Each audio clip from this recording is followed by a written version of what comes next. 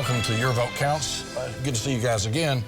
One of the things that happened this week is LOFT. Every time LOFT does a report, half the people in the state are angry. We'll get to that a little bit later. But LOFT is talking about education. Your thoughts on what they said? Yeah, just a reminder, LOFT is the Legislative Office of Fiscal Transparency. The whole purpose of this organization within state government is to figure out where we're spending our money and why.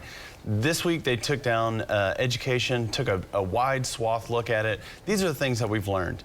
We're still last in most educational categories, and if you look at us regionally, we're still not spending as much money regionally as other states around us. At the end of the day, if we want our education to matter in the state of Oklahoma, if we want our teachers to continue to stay in the profession, we're going to have to spend more money on education to make sure that our kids have a chance against other kids in states around us.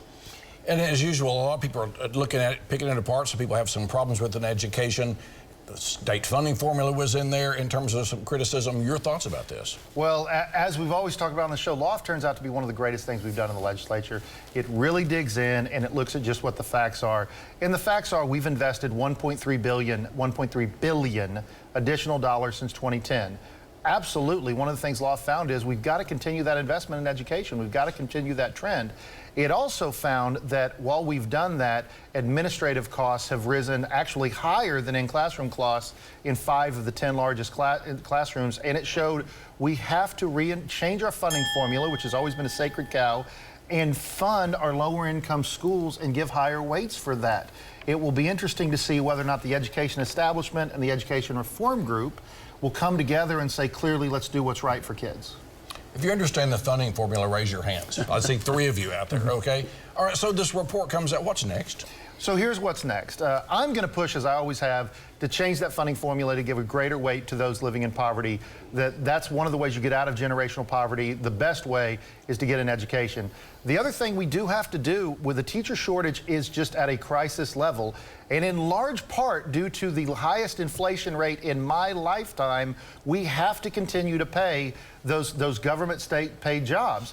This is the cost of not doing real effects on inflation. And by the way, in addition to getting a teacher pay raise, which we need to find a way to do, we need to get reforms, and we need to be on the right side of tax cuts and hurry up and do something about the Biden inflation by cutting the grocery tax. Your thoughts about what's next from what LOFT is saying to people we need to do? Yeah, I agree with my colleague. I think we need to work on the weighted system.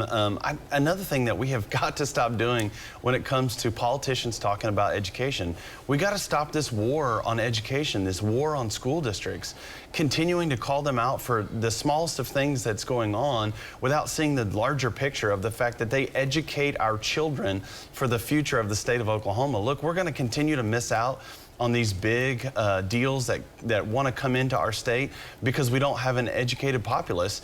If we don't stop this war on education in Oklahoma, we're not going to solve our problem. We're not going to get new teachers in the pipeline. We already know that we have lots of teachers that are retiring.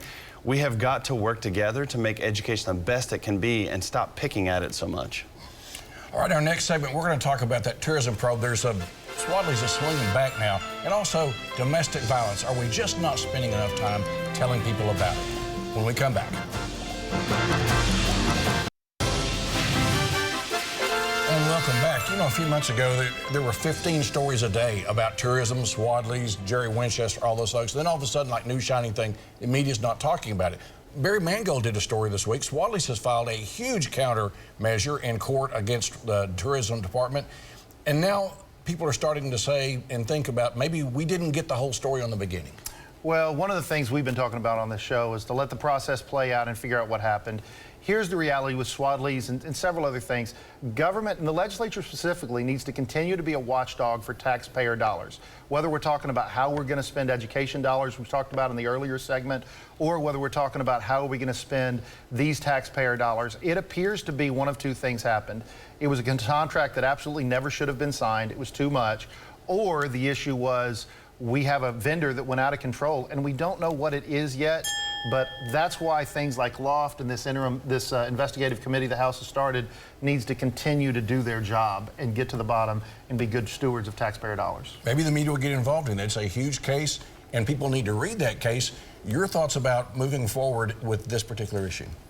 Look, I don't think it's a good look at all when we do a contract with a private business, pull the contract out from underneath the private business, only to have the private business then turn around and sue the state of Oklahoma. It'd be a tragedy if that suit goes all the way to its ending and the state ends up paying out again to the same private business. I agree with my colleague.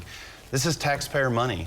If we're going to invest in our state, if we're going to do deals with private businesses, and believe me, I think we should do that. I think there's a great merit to do a partnership, private-public, but it has to be transparent from the get-go. You can't have these behind-the-door private deals that go on. It just ends up in a mess like this. Okay. One of the things that happened this week, Angelicia Bruton did a story about the legacy of Deputy David Wade, who was killed, by the way, by a person with domestic violence, strangulation in their background. We don't spend enough time on this. It's really uncomfortable for the media. Here's a little bit of Angelicia's story. One of the things I value is education, much like David. And so I know David would appreciate this conference, and I think that he would be on the front row every year if he were still here with us. Casey Gwynn, who helped set up Palomar and another justice center in Oklahoma, says if he'd have known about, Deputy Wade had known about this guy's DV background, he'd be alive today. Your thoughts? Yeah, look, domestic violence is a huge issue in the state of Oklahoma, violence against women, period.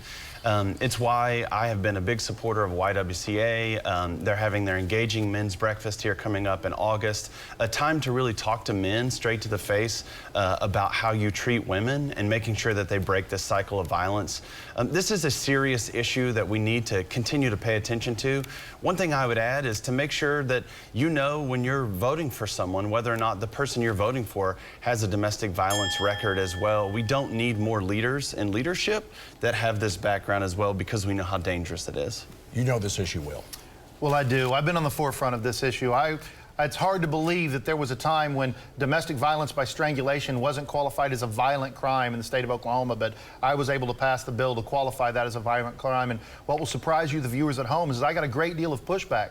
Even with my criminal justice reform background and retroactivity bills and things I've done to get people out of the system, there were still people that believed domestic violence by strangulation shouldn't have been done as a violent crime. We have to keep talking about it. It doesn't need to be led by men, but men out there, the reality is, yes, there are men that are victims of domestic violence, but there are more perpetrators by us. We need to listen to the women advocates, and then we need to do our part to put a stop to this. Yeah, not only public policy, but media. We got to do better about this particular issue. Thanks for being here. Thanks for watching Your Vote Counts. See it again at news9.com/YourVoteCounts. Follow me on Twitter @MitchellTalks.